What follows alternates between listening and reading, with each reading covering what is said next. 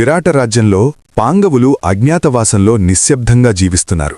కాని అదే రాజభవనంలో ఒక ప్రమాదం పెరుగుతోంది. కీచకుడు. యుద్ధం ముగించుకుని వచ్చిన కీచకుడు సేవకురాలిగా ఉన్న సైరంధ్రిని చూస్తాడు.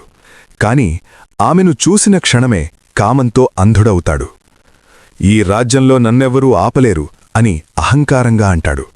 ద్రౌపది ధైర్యంగా తిరస్కరిస్తుంది. ఆ రోజు తప్పించుకుంటుంది. కాని మరుసటి రోజు తన అక్క సుదేశ్నా దగ్గరకు వెళ్ళి ఎలా అయినా సైరంధ్రిని నా దగ్గరకు పంపించు అని ఒత్తిడి చేస్తాడు. అక్క మొదట నిరాకరించినా చివరికి భయంతో ఓడిపోతుంది. సరే, ఏదో ఒక పని చెప్పి నీ గదికి పంపిస్తాను అని అంటుంది. ఒక సాకు చూపించి సురాపానం తీసుకెళ్లమని సైరంధ్రిని పంపిస్తుంది. మనసులో ప్రమాదం తెలుసు. కాని గౌరవం కోసం తలవంచని ద్రౌపది ధైర్యంగా కీచకుడి గదికి అడుగుపెడుతుంది. కీచకుడు ఎదురుచూస్తూనే ఉంటాడు. ద్రౌపది పని ముగించుకుని వెళ్ళిపోవడానికి తిరుగుతుంటే అతను ఆమె చేతిని పట్టుకుంటాడు. అప్పుడు ద్రౌపది కోపంతో రగిలిపోతుంది. నీ చావు గడియలు మొదలయ్యాయి. నా వెనుక ఎవరున్నారో తెలిస్తే నువ్వు వణికిపోతావు. నా భర్తలు నిన్ను వేటాడటం మొదలుపెడితే నీ దేహంలో ఒక్క ఎముక కూడా మిగలదు.